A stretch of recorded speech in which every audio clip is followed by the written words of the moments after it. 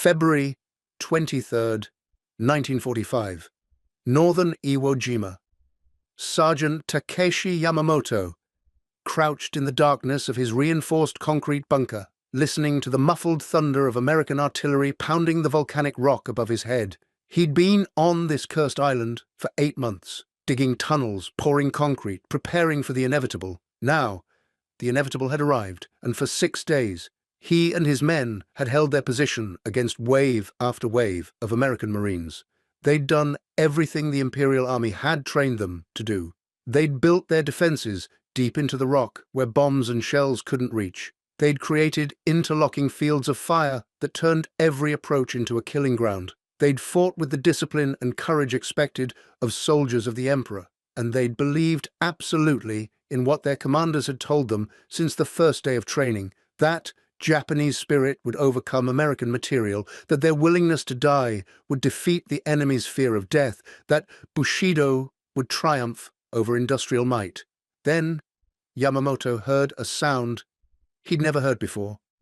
A deep, mechanical roar, different from the diesel growl of the Sherman tanks they'd been fighting all week. This sound had weight to it, menace, something that made the hair on the back of his neck stand up even though he couldn't yet see what was making it. If you're enjoying this deep dive into the story, hit the subscribe button and let us know in the comments from where in the world you are watching from today. Through the narrow firing slit of his pillbox, Yamamoto watched as a Sherman tank appeared around the rocky outcropping 50 yards ahead. But this wasn't like the others.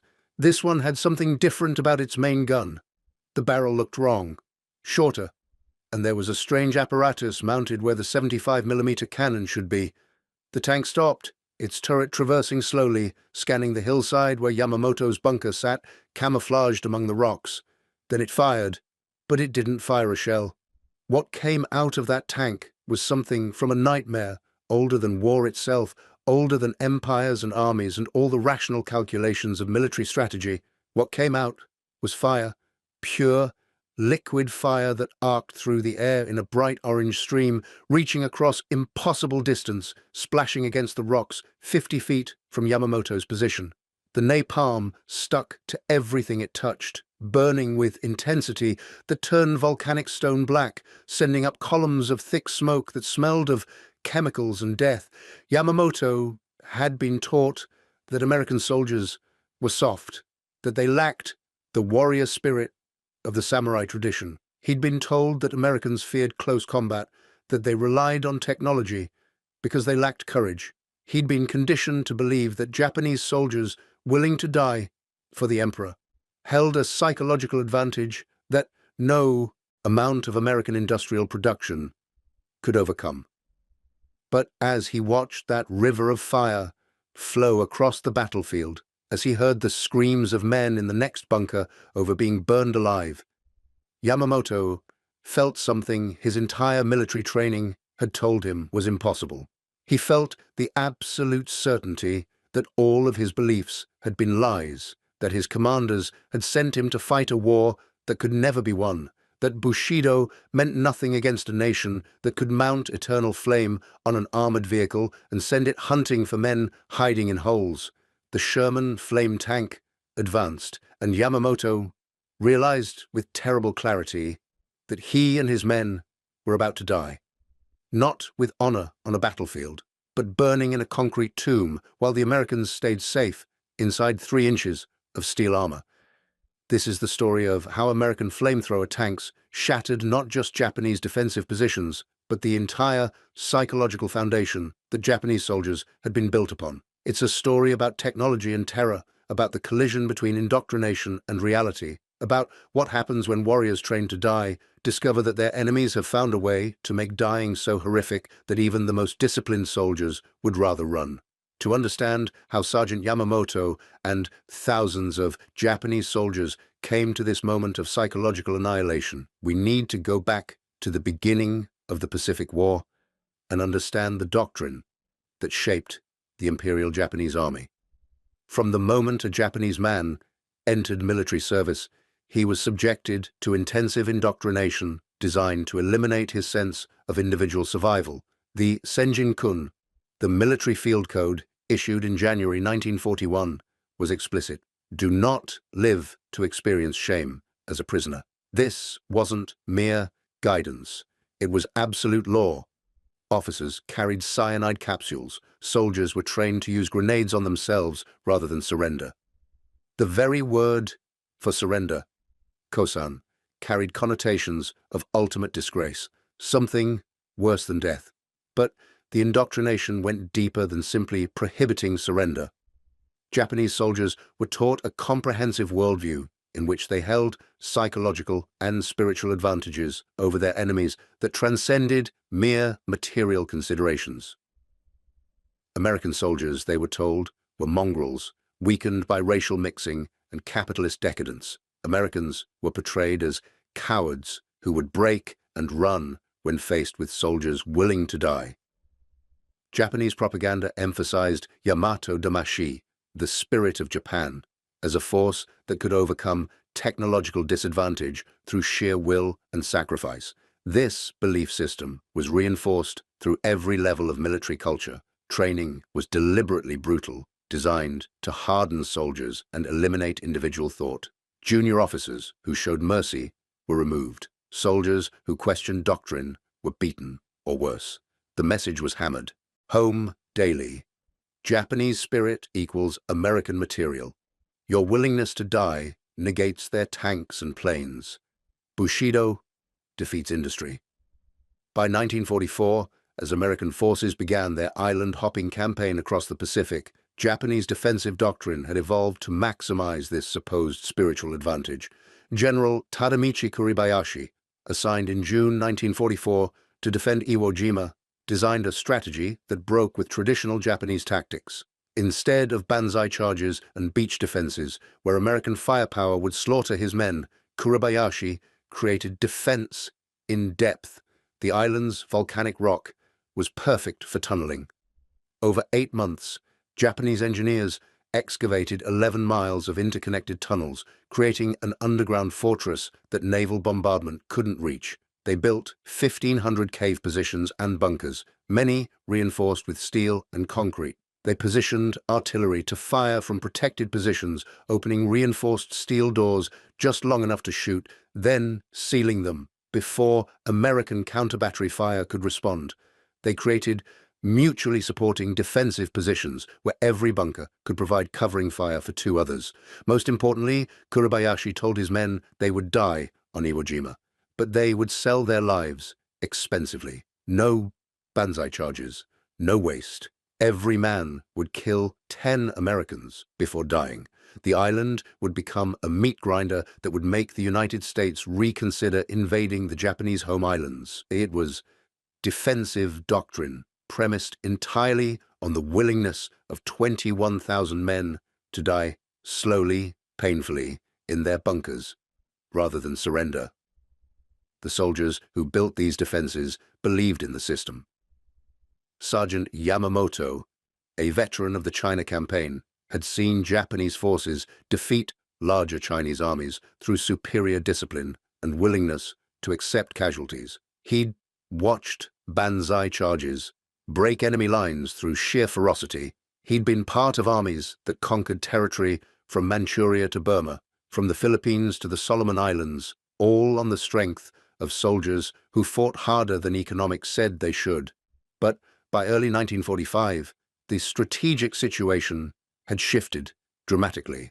American industrial production had reached levels that defied comprehension. In 1944 alone, the United States produced 96,000 aircraft to Japan's 28,000. American shipyards launched 96 carriers, battleships, and cruisers, while Japan managed just 15. The production ratio for merchant shipping was even more lopsided.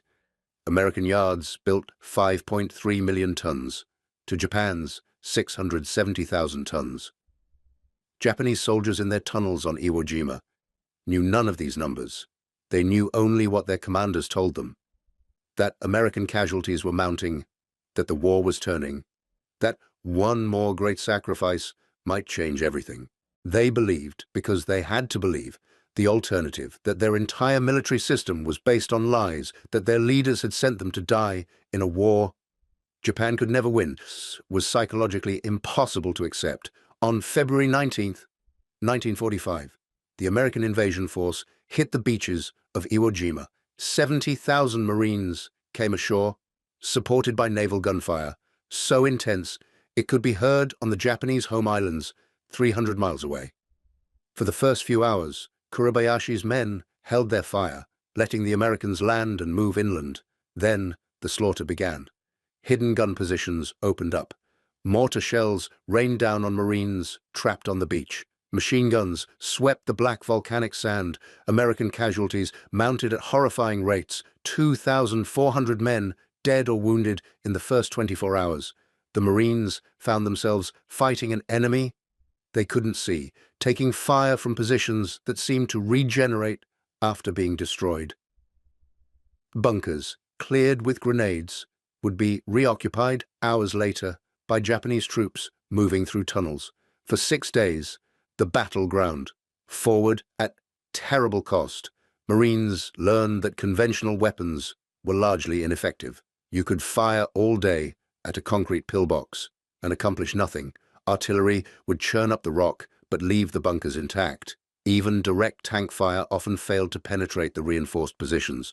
The Japanese defenders, true to Kuribayashi's doctrine, fought with discipline and determination, making the Americans pay in blood for every yard of volcanic rock. Sergeant Yamamoto's bunker, positioned on the northern end of the island in the area Marines had started calling the meat grinder, had survived everything the Americans threw at it. Shells had cratered the rocks around them, naval gunfire had shaken dust from the concrete ceiling, tank rounds had chipped the reinforced walls. But the position held, and Yamamoto's machine gun continued killing Marines who tried to advance up the slope. He'd lost 3 men to American fire, 1 to a sniper, 2 when they'd ventured out at night to reoccupy a forward listening post.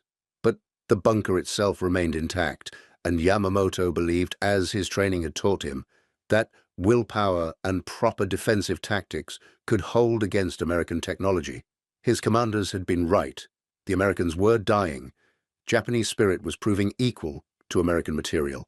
Then, on the morning of February 23rd, the Marines brought forward something Japanese defensive doctrine had never accounted for, something that rendered concrete bunkers and tunnel systems not strongpoints, but tombs, something that turned the psychological advantage Japanese soldiers believed they possessed into its opposite, that made men who'd been trained never to fear death suddenly terrified of how they would die. The Americans brought flame tanks, the M4A3R3 Sherman Flame tank. Marines called it the Zippo or Ronson, was the product of intense American engineering effort to solve a specific tactical problem. How do you kill an enemy who's dug into hardened positions where conventional weapons can't reach? The basic concept wasn't new. Flamethrowers had been used since World War I. The U.S. Marine Corps had employed man-portable M2 flamethrowers throughout the Pacific Campaign with devastating effectiveness. But portable flamethrowers had severe limitations. They were heavy, 62 pounds when fully loaded. They had short range, typically 30 to 40 yards, and most critically, the Marines carrying them had life expectancies measured in minutes. One Marine Corps flamethrower unit on Iwo Jima would sustain 92% casualties. The solution was to mount the flamethrower on a tank, put 3 inches of armor between the operator and the enemy, increase the fuel capacity from 4 gallons to 300 gallons, use high-pressure systems to project flame 150 yards, create a weapon that could stand off from a bunker at a distance where enemy machine guns were ineffective, and pour fire through every opening until everyone inside was dead. The development had been rushed. In November 1944, the Marine Corps had requested flame tanks for Iwo Jima. A secret unit at Schofield Barracks in Hawaii, led by Colonel Unmacht of the Army Chemical Warfare Service, located 8 M4A3 Sherman medium tanks and converted them in less than 3 months. Navy Seabees worked around the clock, installing the complex systems, 300 pounds of welding, 1,100 electrical connections, special fuel tanks, pressurization systems, ignition mechanisms. The result was a weapon that combined the psychological horror of fire with the survivability and power of armored warfare. The Sherman flame tank kept its hull machine gun and armor, but replaced the main 75mm cannon with a flame projector capable of throwing napalm-thickened fuel across distances that seemed impossible. The fuel, a mixture of gasoline and a newly developed thickening agent called napalm, stuck to everything it touched and burned at temperatures that melted steel. All 8 flame tanks landed on Iwo Jima on D-Day, February 19th, but Marine commanders, uncertain how to employ them, held them back for the first 2 days. The tanks finally went into action on D+2, February 21st, and the effect was immediate and extraordinary. Marines who'd been pinned down for days by impossible-to-assault bunkers suddenly found they could advance. Flame tanks would approach a fortified position, take fire from the bunker's machine guns that ricocheted harmlessly off the Sherman's armor, then unleash liquid fire. The napalm would flow into firing slits, ventilation holes, any opening in the concrete. It would splash against the entrance and burn its way inside. Men trapped in bunkers had seconds to make an impossible choice: burn to death or run out into machine gun fire from the Marines waiting outside. Most chose to burn. The psychological impact on Japanese defenders was catastrophic. These were men who'd been conditioned to accept death, who'd been taught that dying for the emperor was the highest honor. But there was death in battle. And then there was this. This was something different.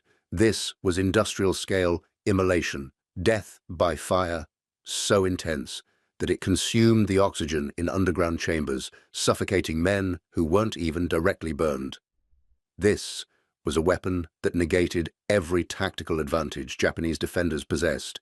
Their fortifications, their fields of fire, their willingness to die in place. Within hours of the flame tanks first seeing action, word spread through the Japanese defensive network.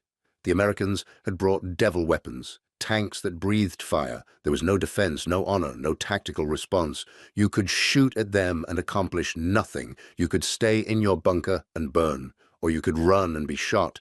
Those were the only options. But the full horror of what the flame tanks represented took time to sink in. On February 21st and 22nd, Japanese defenders still believed they could adapt. That discipline and training would allow them to counter this new threat. Some bunkers attempted direct assaults on flame tanks, sending men with magnetic mines or satchel charges to try to disable them before the flames could reach. These attacks almost universally failed. The tanks moved with infantry support, and Japanese soldiers rushing across open ground toward a Sherman were cut down long before they could reach it. Other positions tried to hold and hope.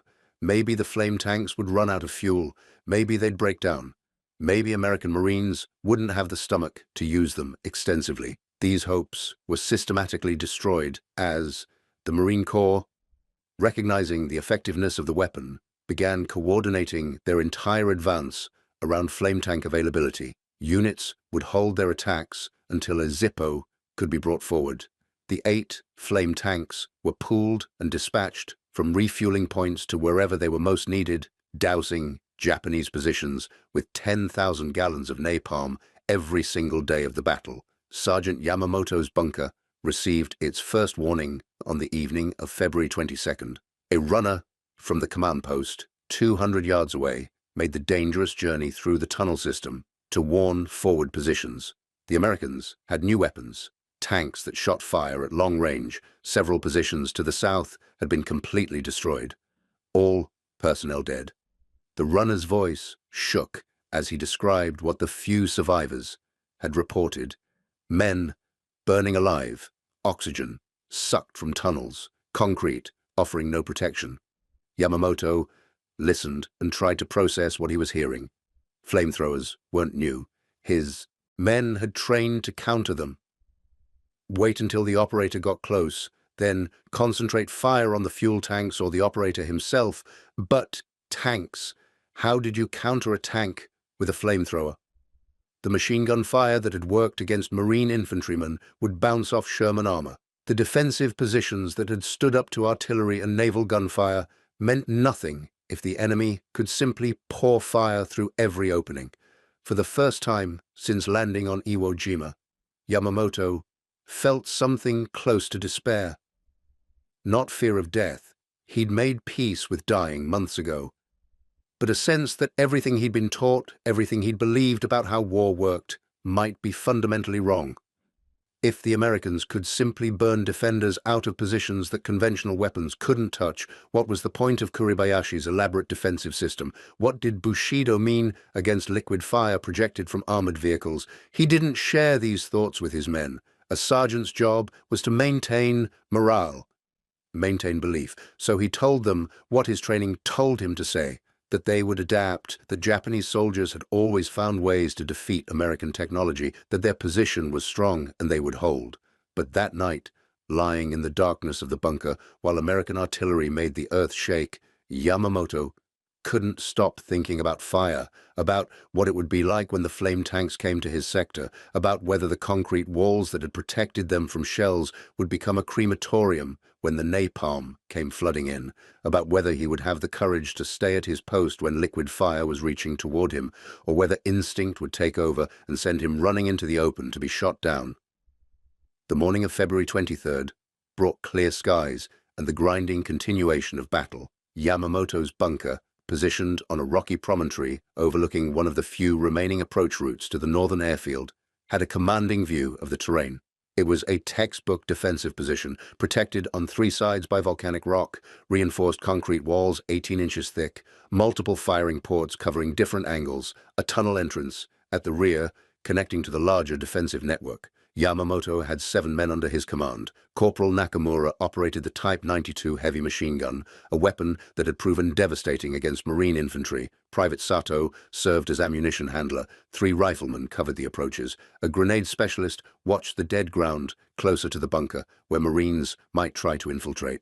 And Private Yoshida, barely 19, fresh from training, who'd been on the island less than 2 months and still believed what the propaganda told him about Japanese invincibility. They'd been at battle stations since before dawn, as they had every day for the past week. The routine was established. Marines would probe forward.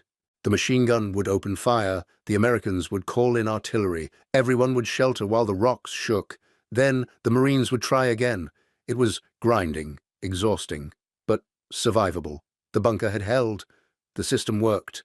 At 0730, Yamamoto heard the diesel engines. Sherman tanks, at least 3 of them, moving up the draw to the east. This wasn't unusual. The Americans had been using tanks as mobile artillery, positioning them behind cover and lobbing shells at suspected Japanese positions. Yamamoto's bunker had survived multiple tank engagements. The concrete was solid. As long as they kept their heads down during the shelling, they'd be fine. But these Shermans sounded different. The engine note was the same.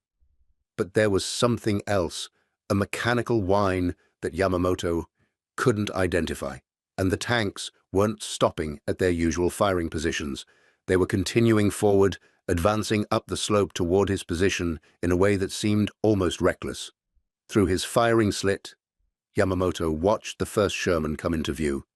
It was moving slowly, deliberately. Infantry spread out behind it, using the tank as a shield. The turret was traversing, scanning, and then Yamamoto saw what made this tank different. The main gun looked wrong, shortened, and there was a distinctive apparatus at the muzzle he'd never seen before. "Corporal Nakamura," Yamamoto said quietly. "The tank. Do you see anything unusual about it?" Nakamura, pressed against his own firing slit, peered through the narrow opening. "The gun, Sergeant. It looks modified. I don't—" The Sherman stopped. 75 yards away, partially shielded by an outcropping of rock, the turret completed its traverse, the strange gun barrel pointing directly at Yamamoto's position. For a moment, nothing happened. The Marines behind the tank took cover. The morning sun glinted off the Sherman's armor. Then the tank fired. What emerged wasn't a shell. It was a river of fire, an arcing stream of bright orange flame that seemed to defy physics as it crossed the impossible distance between the tank and the bunker. The napalm splashed against the rocks 10 feet to the left of Yamamoto's position, and where it hit, everything burned. The volcanic stone, already hot from morning sun, turned black. Smoke billowed up, thick and chemical-smelling. The fire clung to the rock face, burning with intensity that made the air shimmer. Yamamoto's training evaporated. He was staring at something his mind couldn't process. Fire as a projectile, flames thrown with the range and precision of artillery, burning with heat he could feel even through 18 inches of concrete and 70 feet of distance. This wasn't the portable flamethrowers they'd been warned about, the ones you could defend against by shooting the operator. This was fire weaponized on an industrial scale, protected by armor, operated by a crew that could stand off at distances where Yamamoto's machine gun was almost useless. "What do we do?" Private Yoshida's voice cracked with panic. "Sergeant, what do we do?" Yamamoto didn't answer because he didn't have an answer. Every tactical response he'd been taught assumed the enemy had to get close to kill you. Banzai charges worked because closing distance negated firepower advantages. Defensive positions worked because concrete stopped bullets and shells. But this, how did you fight fire that could reach you from distances where you couldn't effectively fight back? The Sherman fired again. This time the stream of napalm was longer, the tank operator had adjusted aim, and the liquid fire splashed directly across the face of Yamamoto's bunker. Flame poured over the firing slits. The heat coming through the openings was immediate and overwhelming. Corporal Nakamura jerked back from his position, his face red from radiant heat. The smell of burning napalm flooded the bunker, a chemical stench that made eyes water and throats close. "Fall back!" Yamamoto shouted. "Everyone to the rear entrance!" But even as he gave the order, he knew it was pointless. The bunker had two firing positions at the front, a main chamber in the center and a tunnel entrance at the rear. If they retreated to the tunnel, they'd be trapped in an underground passage with fire at one end. If they stayed in the main chamber, the next burst of flame might come directly through the firing slits, and if they ran out the front entrance to try to assault the tank, the Marine infantry would cut them down before they'd gone 5 steps. There was no good option. The flame tank had created a tactical situation where every choice led to death. The Sherman advanced, 50 yards now. The turret traversed slightly, tracking along the bunker's face, the flame projector moving like a living thing, searching for the right angle. Yamamoto could see the Marines behind the tank now, a dozen of them, weapons ready, waiting for Japanese soldiers to panic and run.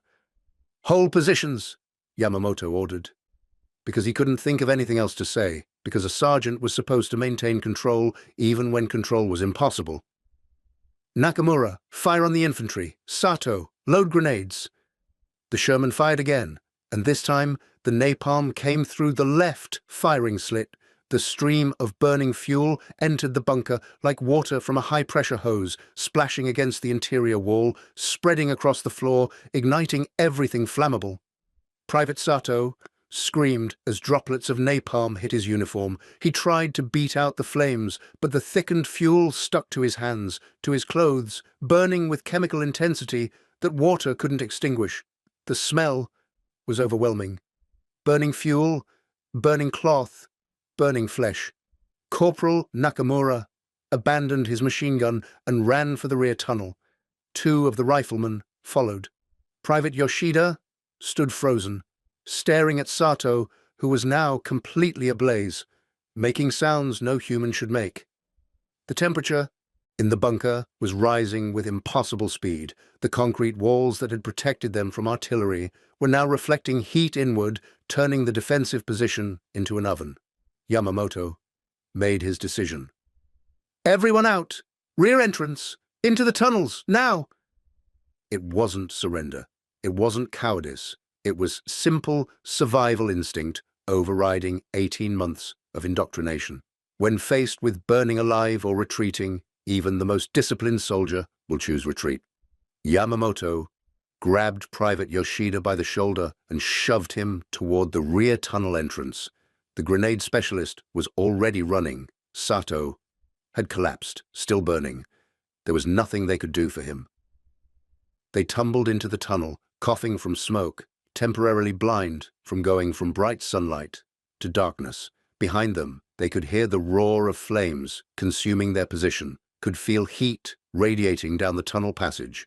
The bunker they'd held for 6 days, that had withstood everything the Americans could throw at it, had been neutralized in less than 3 minutes by a single flame tank.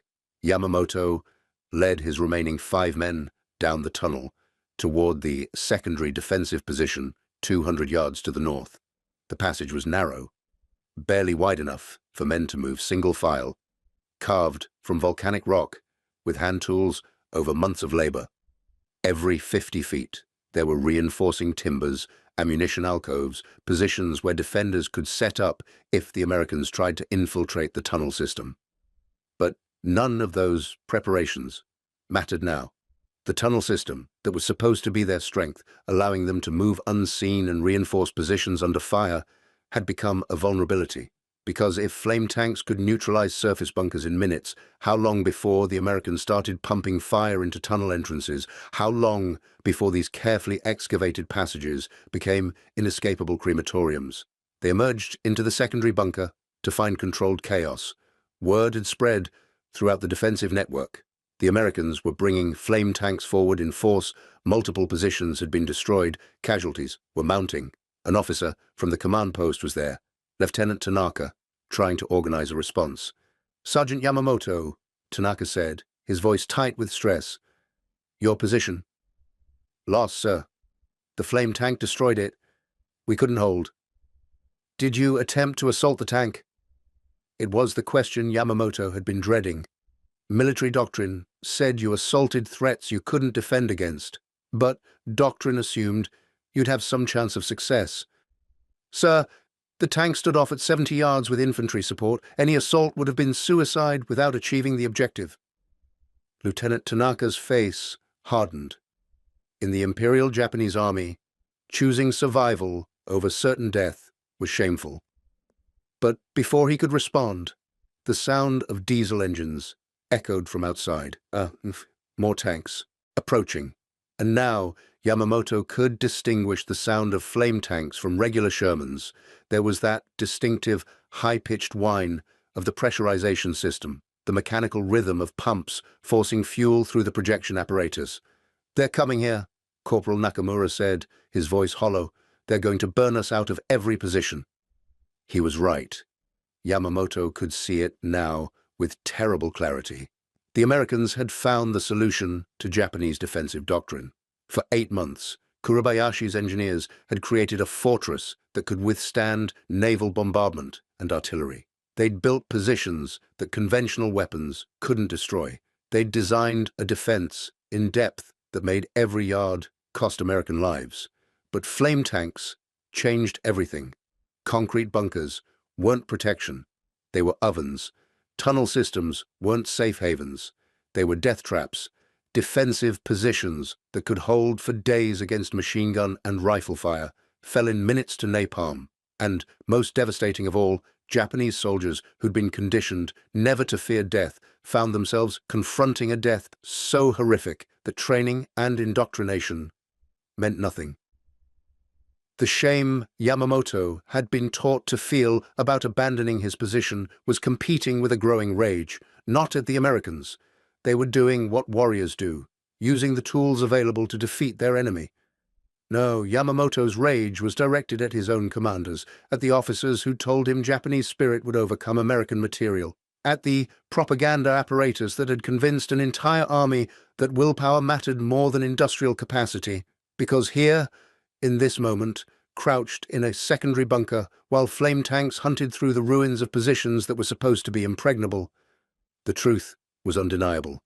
Japan had sent 21,000 men to die on this island, based on a lie.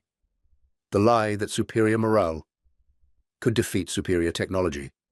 The lie that bushido meant anything against a nation that could mount flamethrowers on tanks and produce them in quantities that allowed flame attacks every single day. The lie that this war was anything other than industrial annihilation, dressed up in the language of honor. "Lieutenant," Yamamoto said quietly, "permission to speak freely." Tanaka looked at him, and in the lieutenant's eyes, Yamamoto saw the same understanding, the same bitter recognition of truth. "Granted. We can't win this battle. The flame tanks have made our defensive system obsolete. Every position that took us months to build, they can destroy in minutes, and they have 8 of these tanks. 11 now, Tanaka interrupted. The latest report says more have landed, and they're using them in rotation, refueling and returning to action. They can sustain this indefinitely. Then what are we doing? Private Yoshida asked, his voice small. Why are we still fighting? It was the question no one was supposed to ask. But once spoken, it hung in the air of the bunker, demanding an answer that didn't exist. Why were they fighting? For the Emperor. The Emperor was safe in Tokyo while they burned on this volcanic rock. For Japan. Japan had already lost this war. Everyone with eyes could see it. For honor. What honor was there in dying for a strategic mistake, in burning alive because your commanders had no answer to American technology? Before anyone could respond, the sound of the Sherman flame tank grew louder. It was directly above them now, engine idling, the mechanical whine of its systems audible even through rock and concrete. Yamamoto realized what was about to happen, a split second before it did. The Americans had learned that bunkers connected to tunnels. If you couldn't see the tunnel entrance, you found it by sound. By the way, voices carried through the underground system. And once you found it, you didn't need to go inside. You just pumped fire down the passage and let physics do the rest. Everyone down, Yamamoto shouted. Away from the tunnel entrance. The napalm came like a tidal wave, a pressurized stream of burning fuel that flowed into the tunnel entrance and spread across the bunker floor. The temperature spiked instantly. 2 of the riflemen, caught near the entrance, were engulfed before they could move. Their screams lasted seconds. The rest of Yamamoto's group pressed against the far wall, as far from the flames as the cramped space allowed, watching as their final defensive position filled with fire. This was the moment when everything Yamamoto had been taught, everything he'd believed, everything that gave his service meaning, collapsed completely. He was going to die, burning in a hole in the ground, and it was meaningless. There was no honor here, no warrior's death, just industrial murder, systematized killing, the logical endpoint of sending men with rifles and spirit to fight a nation that produced flame tanks like it produced trucks. If you find this story engaging, please take a moment to subscribe and enable notifications. It helps us continue producing in-depth content like this. But Yamamoto didn't die in that bunker. Because at the moment when the napalm was spreading toward him, when the heat was becoming unbearable and his uniform was beginning to char from radiant temperature, something unexpected happened. The flames stopped advancing. The Sherman's fuel pressure had failed, or the operator had decided the bunker was destroyed, or the tank was simply moving on to the next target. Whatever the reason, the river of fire cut off, leaving half the bunker burning and half untouched. Yamamoto and the 3 men still alive with him. Corporal Nakamura, Private Yoshida, and Lieutenant Tanaka found themselves in a pocket of survivable air, separated from the tunnel entrance by a wall of flame that was slowly consuming the oxygen in the enclosed space. They had, perhaps, 5 minutes before smoke inhalation killed them. Maybe 10, if they were lucky. The tunnel behind them led deeper into the defensive network, but it was filled with smoke. The entrance ahead was blocked by fire. Above them, through the meter-thick ceiling, they could hear the Sherman moving on, hunting for the next position. "We have to surrender," Private Yoshida said, his voice barely audible over the roar of flames. "We have to go out and surrender before we die here." No, Lieutenant Tanaka's response was automatic, programmed by years of indoctrination. "We are soldiers of the Emperor. We do not surrender." "Then we die for nothing," Yamamoto said. The words came out before he could stop them, before military discipline could censor the thought. "We die, choking on smoke in a hole because our commanders sent us to fight a war we never could win." Tanaka stared at him. This was mutiny. This was treason. This was everything the Imperial Japanese Army existed to prevent: soldiers questioning orders, questioning the war itself, choosing survival over duty. But Tanaka didn't call Yamamoto out, didn't threaten punishment, because they were past punishment. They were past duty. They were in the final minutes of their lives, and in those minutes, Truth mattered more than propriety. "What would you have us do?" Tanaka asked quietly. "Survive," Yamamoto said. "Get out of here. Surrender if we must. Bear the shame. But survive. So that someday we can tell the truth about what happened here. So that someday someone will know that we weren't cowards, weren't weak, that we fought as hard as men can fight, but that we were sent to fight with spirit against a nation that brought fire." Corporal Nakamura was already moving, pulling his shirt over his mouth and nose, preparing to run through the smoke-filled tunnel toward whatever fresh air might exist deeper in the system. Private Yoshida followed. These were men who, 3 minutes ago, would have chosen death over the shame of survival. But the flame tank had changed them, had changed what they thought they could endure, had broken the conditioning that said dying for the Emperor was preferable to living with dishonor. Lieutenant Tanaka hesitated. Yamamoto could see the internal struggle.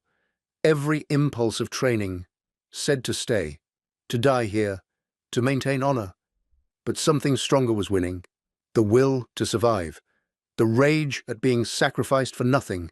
The dawning understanding that perhaps the real dishonor was dying for leaders who'd lied. "Go," Tanaka said finally. "I'll follow." They ran through the smoke, through the tunnel system, past abandoned positions and sealed chambers where other men had already died.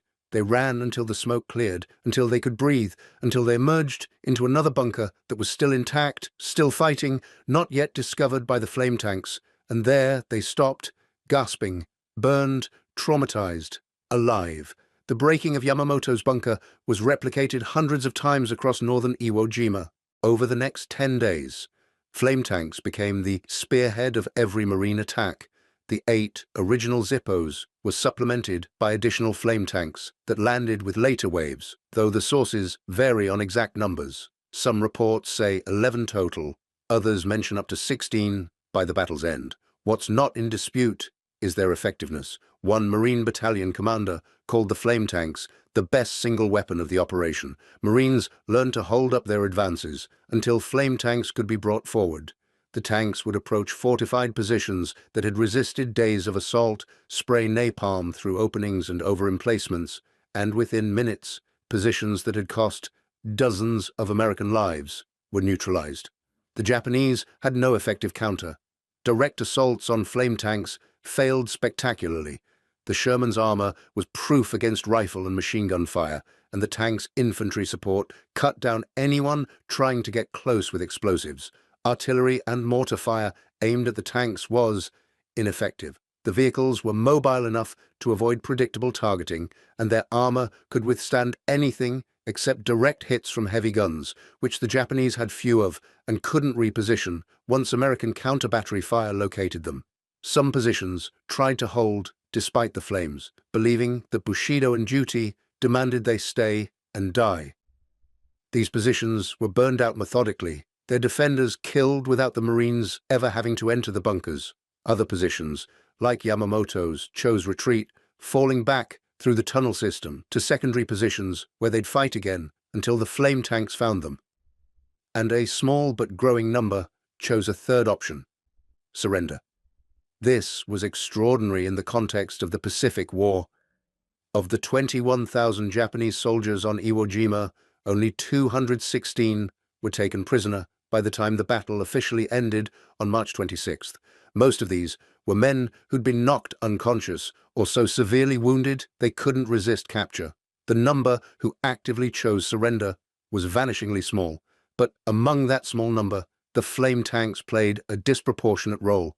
The historical record contains accounts of Japanese soldiers emerging from positions after flame attacks, hands raised, choosing capture over burning. Marines reported instances where the mere approach of a flame tank caused defenders to abandon bunkers that they'd held against conventional assault for days. This wasn't cowardice. These were men who'd proven their courage again and again, who'd held positions under artillery bombardment that would have broken most soldiers, who'd fought with discipline and effectiveness against overwhelming odds. But the flame tanks represented something qualitatively different from other weapons. They made the Japanese defensive system obsolete. They turned strength into weakness, turning bunkers into death. Traps. And they did it with a weapon so primally terrifying. Fire, that even the most intensive military conditioning couldn't completely override the instinct to flee. An American military observer noted in an after-action report, the mechanized flamethrower had a psychological effect out of proportion to its actual destructive capability. Enemy soldiers who would fight to the death against rifle and machine gun fire, who would endure artillery bombardment in their positions, would abandon those positions at the approach of flame tanks. The fear of burning appears to override military training and cultural conditioning in a way that other weapons do not. What the observer was documenting was the collapse of Japanese psychological advantage. For years, Japanese military doctrine had operated on the premise that superior morale, the willingness to die, compensated for material inferiority.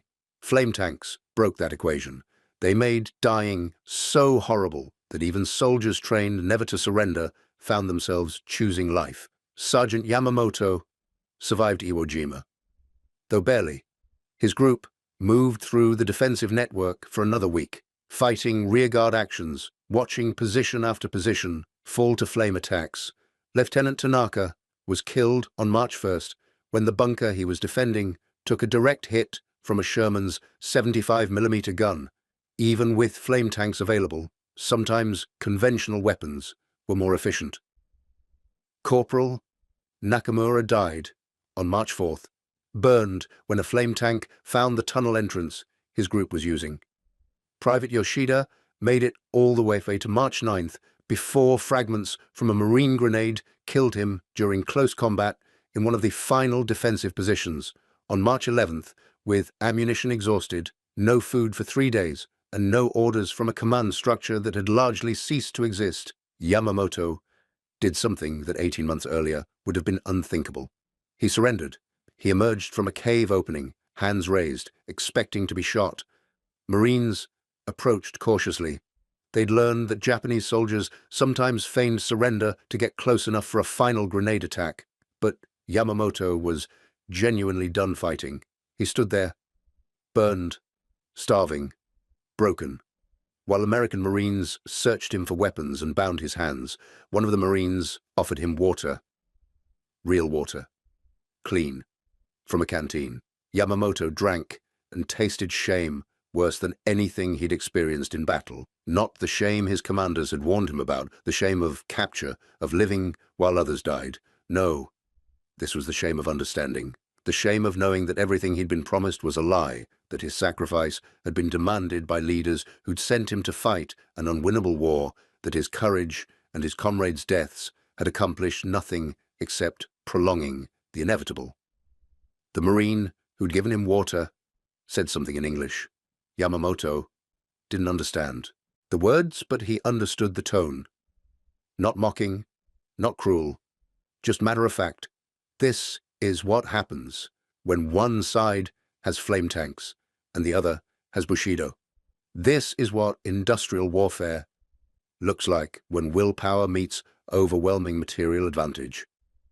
This is how the war ends. The prisoner of war compound outside the Marine Division headquarters on Iwo Jima was a hastily constructed affair, barbed wire, guard posts, a few tents. By mid-March, it held just over 100 Japanese soldiers, an absurdly small number considering that over 18,000 had died on the island. The Marines who guarded it moved with visible tension. Everyone had heard stories of Japanese prisoners attempting suicide or pretending to surrender only to detonate hidden grenades. Sergeant Yamamoto sat in the dirt, his hands still bound, watching other prisoners arrive in ones and twos. Each man carried the same expression: hollow-eyed shock, the look of someone whose entire understanding of reality had been shattered. These weren't men who'd been captured while unconscious or too wounded to resist. These were soldiers who'd made the active choice to stop fighting, to raise their hands, to accept the shame of survival. Most wouldn't speak. The shame was too profound. They'd been taught their entire military lives that surrender was the ultimate dishonor. Worse than any death, The Senjin-kun had been explicit. Never live to experience shame as a prisoner. Yet here they were, alive, captured, bearing the unbearable weight of having chosen life. But on his third day in the compound, Yamamoto began talking to another prisoner, a corporal from an artillery unit who'd been burned out of his position by a flame tank on March 8th. The corporal had tried to kill himself with a hidden grenade, but the fuse had been damaged by water. He'd survived, despite his best efforts, and in that survival found himself facing questions that military training had never prepared him to answer. "I kept thinking about the flame tank," the corporal said, his voice barely above a whisper. "The sound it made, the way the fire reached into places you thought were safe. I'd accepted dying by bullet, by shell, even by bayonet in close combat. Those are warriors' deaths. But burning in a concrete box while Americans stayed safe in their armor. That's not war. That's murder by machinery." Yamamoto nodded. He'd had similar thoughts, though he'd been afraid to speak them aloud. "They told us Japanese spirit would overcome American material, that our willingness to die would defeat their technology." "They lied," the corporal said flatly. "Spirit means nothing against flame tanks. Courage means nothing when the enemy can burn you out of any position without risking their own men. Everything we were taught about bushido and honor, it was all designed to make us accept dying for a war our leaders knew we couldn't win. It was treason to speak this way. But what did treason matter? Now, they were already prisoners, already living in shame. The only question was whether that shame was justified, whether they should feel dishonored by survival, or whether the real dishonor belonged to the commanders who'd created the system that demanded their deaths. An American intelligence officer came through the compound that afternoon, a Japanese-American translator with him. The officer was conducting interviews, trying to understand Japanese tactical doctrine, defensive preparations, morale. Most prisoners refused to speak. Cooperation with the enemy was another layer of shame. But Yamamoto agreed to the interview. Not to betray his comrades. The battle was effectively over anyway. The information wouldn't help the Americans much, but because he needed to talk, needed to make someone understand what had happened to him and his men. Through the translator, the American officer asked about the flame tanks. When had Yamamoto first encountered them? What was the psychological effect? Did Japanese commanders have any tactical response? Yamamoto answered honestly. He described watching his bunker burn, the impossible choice between staying and dying or retreating and abandoning his position. He explained how the flame tanks had made the entire Japanese defensive system obsolete overnight, how positions that could withstand days of conventional assault fell in minutes to napalm. He talked about the collapse of morale, not from cowardice, but from the dawning realization that bushido couldn't stop industrial warfare. "The flame tanks didn't just kill us," Yamamoto said, and the translator relayed his words carefully. "They killed the idea that willpower could defeat technology. Every time a flame tank appeared, it proved our commanders had lied. We weren't warriors in an honorable struggle.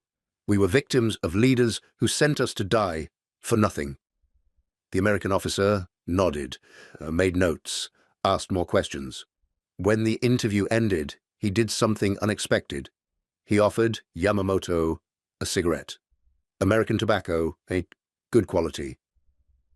They sat in silence for a moment, prisoner and captor, while smoke drifted up into the sulphurous Iwo Jima air. "You fought well," the officer said through the translator. "Your defensive positions were the best we've encountered. If not for the flame tanks, this battle would have cost us thousands more casualties." It wasn't forgiveness. It wasn't absolution. But it was recognition. An acknowledgement that Japanese soldiers had fought with courage and skill, that their defeat didn't diminish their valor, only illustrated the futility of courage against overwhelming material advantage. Yamamoto nodded his thanks, not trusting himself to speak. The battle for Iwo Jima officially ended on March 26, 1945, though fighting continued in isolated pockets for weeks afterward. The statistics told a story of unprecedented carnage. Nearly 7,000 Americans killed, over 19,000 wounded. Of the 21,000 Japanese defenders, only 216 taken prisoner. The rest, dead. Most killed in their defensive positions, many burned alive by flame tanks that used over 10,000 gallons of napalm per day during the battle's peak. The flame tanks had proven so effective that they fundamentally changed American tactical doctrine for the remainder of the Pacific War. When planning began for the invasion of Okinawa, scheduled for April 1st, the Marine Corps requested 54 mechanized flamethrowers, 9 for each division. The fleet of flame tanks that had been experimental at Iwo Jima became standard equipment. By the time of Okinawa, flame tank battalions were conducting hundreds of attacks using over 200,000 gallons of napalm against Japanese cave positions and fortified escarpments. The Japanese military recognized what the flame tanks represented. After-action reports from survivors described the weapons as the most feared American innovation, more psychologically devastating than artillery, airstrikes, or naval bombardment. Some Japanese commanders attempted to develop countermeasures, training soldiers to attack flame tanks with magnetic mines, positioning artillery to target them specifically. But these efforts were largely futile. The flame tanks were too well protected, too mobile, too supported by infantry, to be vulnerable to desperate counterattacks. What Japanese commanders couldn't address was the psychological impact. You could train soldiers to endure artillery. You could condition them to charge into machine gun fire. But you couldn't train them to overcome the primal terror of burning alive. The flame tanks had found the limit of what indoctrination could achieve, the point where human instinct overrode military conditioning. An internal Japanese Army assessment, written in May 1945, after Okinawa, was brutally honest. The enemy's mechanized flamethrowers represent a decisive tactical advantage against fortified positions. Traditional defensive doctrine based on determined resistance in prepared positions is ineffective. Soldiers who will fight to death against conventional weapons will flee from flame attacks. The psychological impact of these weapons cannot be countered through training or discipline. New defensive doctrine is required. But new doctrine never came. Japan surrendered in August 1945 after atomic bombs destroyed Hiroshima and Nagasaki. The invasion of the home islands, for which flame tank battalions had been preparing, never happened. The flame tanks had helped win the war by making Japanese defensive positions untenable, but they'd also revealed something profound about the limits of ideology in warfare. All the bushido in the world couldn't overcome burning napalm. All the conditioning to accept death couldn't make soldiers embrace being burned alive. Sergeant Yamamoto spent the rest of the war in a prisoner of war facility on Guam, then another on Hawaii, finally transported to a camp in California. The treatment was, by standards of the time, humane. Food, medical care, basic shelter. The Americans followed the Geneva Convention, perhaps because they knew their own prisoners were in Japanese camps and hoped reciprocal treatment, or perhaps simply because industrial powers that could afford flame tanks could also afford to feed prisoners. Yamamoto used the time to learn English, slowly and painfully. Other prisoners shunned him. The choice to surrender marked a man, made him other, separated him from those who'd chosen death. But Yamamoto found he didn't care much about their judgment. The shame he'd expected to feel, the overwhelming dishonor, never fully materialized. Instead, he felt anger, rage at the system that had demanded his death for a lie, fury at commanders who'd sent 21,000 men to die on a volcanic island for strategic objectives that didn't justify the cost. Japan announced its surrender in August. Emperor Hirohito's voice crackled over radios, saying the unendurable must be endured, that the war was lost. For many prisoners, this was devastating. Everything they'd suffered, everyone who died, had been for nothing. Japan had surrendered unconditionally, accepted occupation, given up everything the war was supposed to protect. But Yamamoto felt something close to relief. It was over. The machine that had consumed millions of lives had finally ground to a halt. No more men would die in bunkers. No more teenagers would be handed rifles and told that spirit-defeated material. No more flame tanks would hunt through defensive positions, turning soldiers into ash. Repatriation began in early 1946. Yamamoto boarded a transport ship in February, bound for Uraga Harbor. The voyage took 2 weeks. He spent most of it on deck, watching the Pacific roll by, thinking about the war, about the bunker on Iwo Jima, about Corporal Nakamura and Private Yoshida and Lieutenant Tanaka, all dead, about the moment he'd first seen the flame tank and realized everything he'd been taught was a lie. Japan was devastated. Firebombing had destroyed most major cities. Hiroshima and Nagasaki were radioactive ruins. The economy was shattered. Food was scarce. American occupation forces controlled everything. As Yamamoto walked through what remained of Tokyo, he saw a nation that had gambled everything on spirit-defeating material and lost catastrophically. His family had survived. Parents in a rural village that had escaped bombing. A younger sister who'd been evacuated before the worst of the air raids. They received him with relief and awkward silence. His mother wept. His father, a veteran of an earlier war, said nothing at all. The shame of being a returned prisoner hung over the reunion like smoke. But Yamamoto couldn't bring himself to feel that shame. He was alive. That was what mattered. He'd survived the flame tanks, survived the battle, survived the war, and he carried with him a truth that Japan needed to hear, even if it was a truth no one wanted to acknowledge. In the decades after the war, Yamamoto lived quietly. He worked in construction, helping rebuild a nation that had been reduced to rubble. He married, had children, taught them about the war, but not about his capture. That detail stayed private. In public, he was simply a veteran, one of millions, marked by loss, but not distinguished by it. But in 1978, when he was 60 years old, Yamamoto attended a small gathering of Iwo Jima veterans. There were perhaps 30 men there, Japanese who'd survived the battle through capture or evacuation before the final surrender. They met in a community center in Tokyo under nominal pretense of a reunion, actually seeking something else, understanding, perhaps, or forgiveness, or just acknowledgement that their survival hadn't been disgraceful. An elderly man Yamamoto didn't recognize stood to speak. He'd been a private on Iwo Jima, assigned to a communication unit. When flame tanks destroyed his position, he'd been knocked unconscious by concussion and captured without the chance to resist. He'd carried the shame of that for 33 years. "I used to think we dishonored our comrades by surviving," the man said, his voice shaking, "that we should have found ways to die with honor.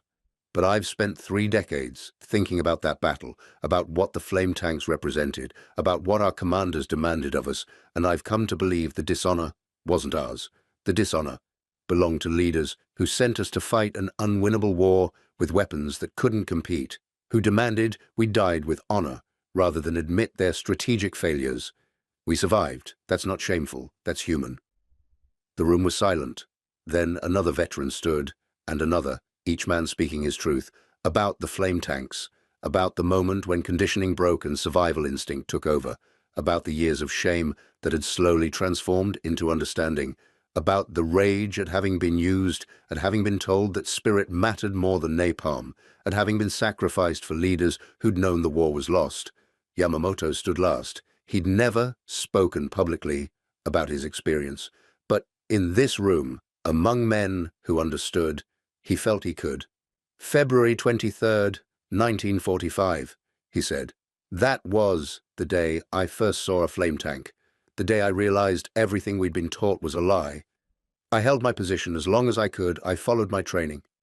But when the napalm came through our firing slit, when my men started burning, I chose to retreat.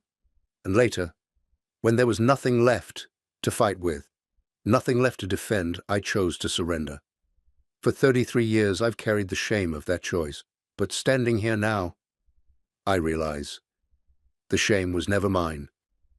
The shame belongs to the system that demanded I burn to death in a concrete box, to preserve the honor of commanders who'd already lost the war. He sat down to silence. Then, slowly, one veteran began clapping, then another. Within seconds, the entire room was applauding, not celebrating, but acknowledging. Recognition that survival wasn't weakness, that choosing life over pointless death was rational, not shameful, that the real dishonor had been committed by those who demanded sacrifice for a lost cause. Sergeant Takeshi Yamamoto died in 1992 at the age of 74. He'd lived a full life, raised children, watched Japan transform from devastated ruins into an economic powerhouse, saw his nation forge a peaceful partnership with the Americans, who'd once been enemies. But in his final years, he often thought about Iwo Jima, about the flame tanks that had changed everything, about the moment when his indoctrination collapsed and he chose survival, about his comrades who died in bunkers, believing until the end that their sacrifice mattered. His grandson, researching family history, asked him once what the war had taught him. Yamamoto thought for a long time before answering. "It taught me that nations lie to their soldiers," he said finally. "They tell young men that courage can defeat technology, that spirit matters more than material, that dying with honor is preferable to living with shame. But these are lies, told to make sacrifice acceptable, to keep soldiers fighting when rational calculation says the war is lost. The flame tanks taught me that truth. They showed me that no amount of bushido could stop napalm, that willpower meant nothing against industrial warfare. The lesson cost 20,000 Japanese lives on Iwo Jima alone. I learned it because I survived. Most of my comrades died still believing the lies." He paused, looking at his grandson. "Remember that.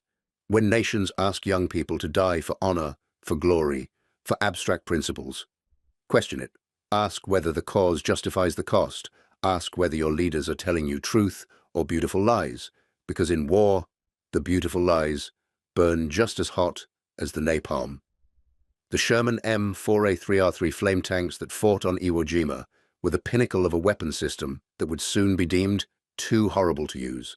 By the Vietnam War, flamethrowers were falling out of favor, not because they weren't effective, but because they were too effective, too brutal, too capable of inflicting suffering that exceeded military necessity.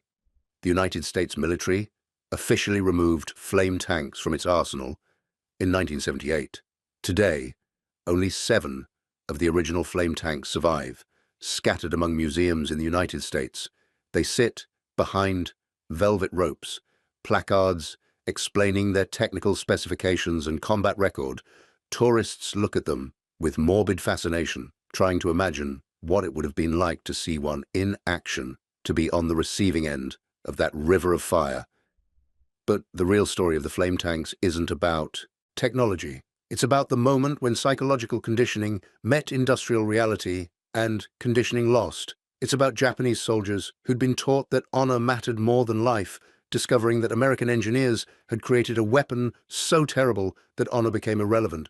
It's about the human cost of sending men to fight with spirit against enemies who brought fire. In 1985, 40 years after the battle, a small memorial was erected on Iwo Jima.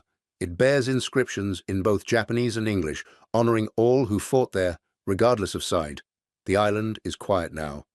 Returned to Japan, largely uninhabited, except for a small self-defense force detachment. The bunkers still exist, concrete shells filled with sand and memories. Among the names carved into that memorial is Sergeant Takeshi Yamamoto.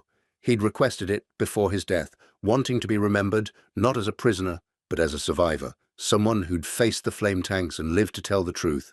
The memorial doesn't mention the shame of surrender. It doesn't talk about dishonor or bushido or any of the concepts that the Imperial Japanese Army used to demand sacrifice. It simply lists names and dates, and the stark fact: they fought here, they suffered here, they died here, or chose to live here.